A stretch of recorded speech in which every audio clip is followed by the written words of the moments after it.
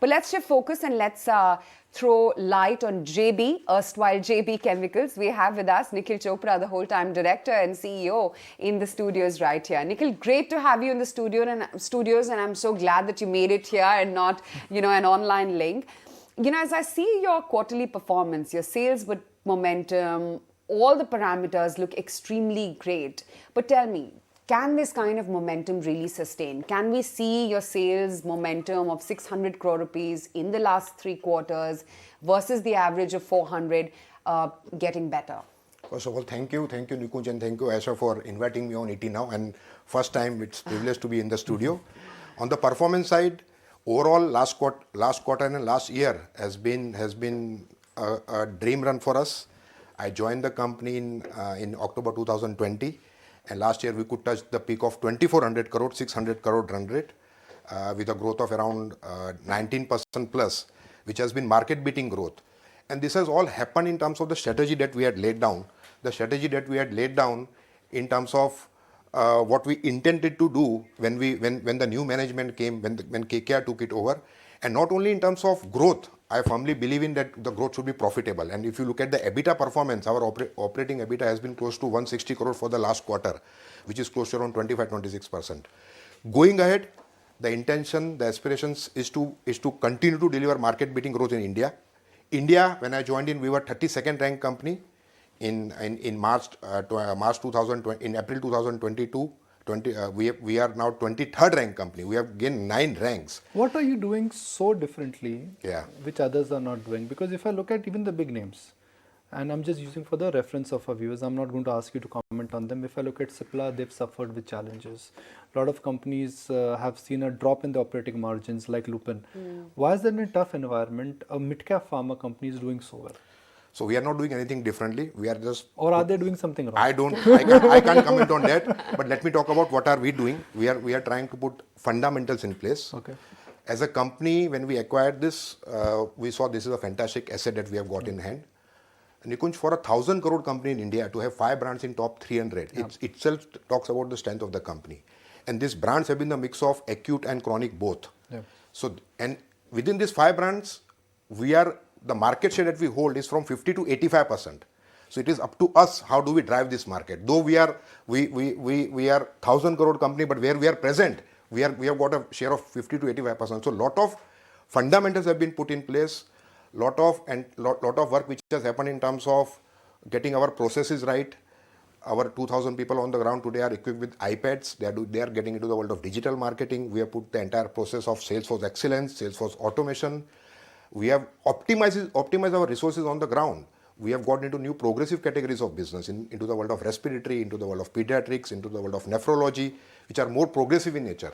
So the entire thesis of getting big brands bigger, creating space for new launches, motivating your field on the ground, looking at tomorrow how you can get the best out of them in terms of training them on regular basis. This is what I have been doing for last 2 decades, which we continue to do at JB. That is what has at least helped us.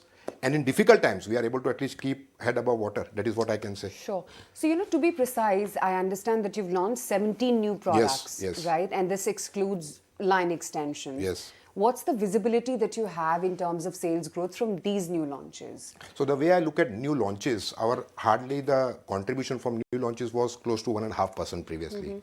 Last year, the contribution from new launches is close to 4%. And within this 15, 17 new launches, we have identified half a dozen products which we see in next 18 to 24 months in the world of cardiology, in the world of diabetes, in the world of pediatrics, in the world of respiratory. If we are able to touch around $2 million per product, it will give us a revenue of around 100 crores in next 18 to 24 months. That is what we envisage. And the early signs in terms of adoption of prescription from the specialist healthcare professionals has been very encouraging. How much of your product portfolio comes under drug price control? 25 to 30%. Okay, so that's the bread and butter business. That margins are not going to be there. It's a 75% which you're working on. Okay. The reputation of the PE investor or the PE world is that they come in and they cut cost. That's the way it is, right? You have to make the business more efficient. You have to make the business more agile. Viable, yeah. But with such high market share, 50%, 60%, 80% in some categories, how will you grow those businesses? So fortunately, Nikunj, if you look at that has not been the dialogue with the PE in terms of the dialogues that we have been having for last 1.5 years. More so, in last 2 years, we have invested in a big way in the business in COVID times in terms of getting the new hires. The people who have joined in the leadership team have come from different companies, and they are all big names. Our CFO has joined from ExxonMobil. We have got our legal head who has joined from USA. So there are people who have joined from big companies, and they would be seeing something good happening at JB. That is why they have joined the company. Yeah, my ExxonMobil friends tell me that they've lost a lot of talent to JB. So there are people who have joined us from all these big companies, and we are looking at in terms of first of all, we will not be shying away in terms of how do you build the capability of the talent that you have got. That is what we firmly believe in. And in last 1 year, we have invested close to 1,000 crore in getting two acquisitions in place. Yes. We have bought Senzyme as a portfolio, which we see a huge opportunity in the coming time, more in the space of probiotic. We acquired this brand Asmada from Novartis in licensing, which is in the world of heart failure, which we see the disease of next decade. It is generally believed that in India, there is one chronic market, and the new market which is getting developed essentially is the so-called immunity stroke, the healthcare market. Wellness market. That's the right word. Thank you for that. I was looking for that word, wellness. How could I forget? Are you serious about that market? Because that's the high margin business. We are more than serious, and I think good question that you are raising in terms you are asking in terms of we have been having a long-standing relationship, Nikunj, with some of the big multinational players across the globe in the world of contract manufacturing, and particularly in the world of wellness with the work that we do in the world of lozenges. We are the 5th largest manufacturer of lozenges across the globe. It has been more happening in the world of cough and cold, which we have been working, and this multinational players is a combination of P&G, J&J, Innova, Adcock, that we have been working.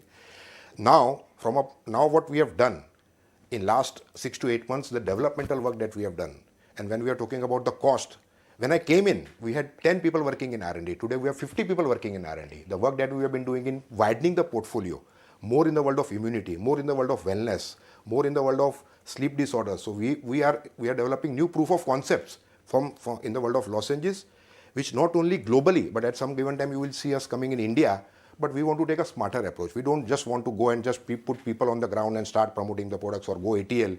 We will look at how do you use the digital medium in terms of getting more consumer to know that these are the portfolios which are available. And once you reach a point of at least critical mass, then we will see in terms of what is the agenda going at. But this is fully on the agenda. All lifestyle disorders, huh? You just think about it, that's where growth is, Aisha. I mean, it's India, you've got this chronic market which is really, really increasing. Yeah, absolutely. Okay, but let me just put you in the spotlight and talk numbers here. Your margins for the 4th quarter came in lower than 20%, but for the full year, you've managed a 22% figure. Your RM also was very, very high. I want to understand what is a reasonable, rationalized margin range that you can give for the full year. So if you look at our operating EBITDA, sure. If you look at absolute value, we achieved 625 crores in top line, and our operating EBITDA outside the ESOP cost and one-off cost was 164 crore, which is 26% of operating EBITDA.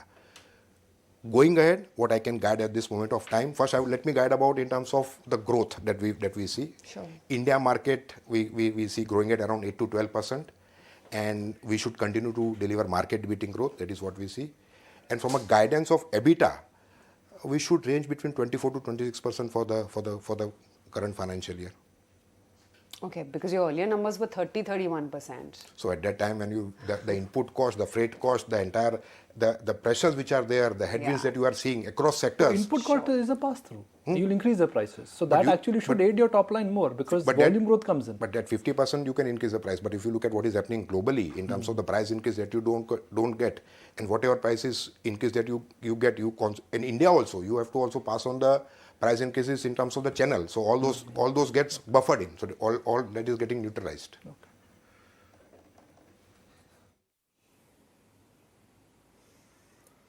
And we did see the 4th quarter margins, in fact, come in lower at 20% against the full year of about 22%. Good morning. This is Nantara joining in from Delhi. What I would like to also ask you, Mr. Chopra, is that what we've seen this year is a lot of M&A buzz, right? After KKR, of course, did the deal with you. Sanzyme, 628 crore rupees. You were in the race with Dr. Reddy's for the dermatology firm Curatio. Is this going to be the strategy going forward? So we will continue to evaluate assets. We in last 6 months have invested close to 1,000 crore, which is close to one and a half year EBITDA for us. We will not be shying away if there are opportunities available in the market in terms of brands, in terms of companies, but we don't want to chase mad valuations. By the way, you're talking about that Derma company, crore. We are not chasing that asset right now. All pharma stocks are down 50%. Where are valuation mad right now? So you all pharma stocks are down. But if there are people who would like to, there are companies who are expecting still 18-20 times valuation, which continues to be the market buzz. But we are looking at from a M&A perspective, if there are opportunities available. What is that gap you want to fill? Because ultimately it's about understanding the gap which you need to grow. So we were 32nd ranked company. Today we are 23rd ranked company. We are looking at how at least we should be in top 20. We should be close to a 15th ranked company. That is what we want to do. It will be a mix of organic. By turnover. It will be a mix of organic in terms of what we see. Obviously inorganic opportunity and the new launches that we have put into place. And what we have acquired as an asset, this 1,000 crore investment that we have done, we are looking at least how do we make the best out of that.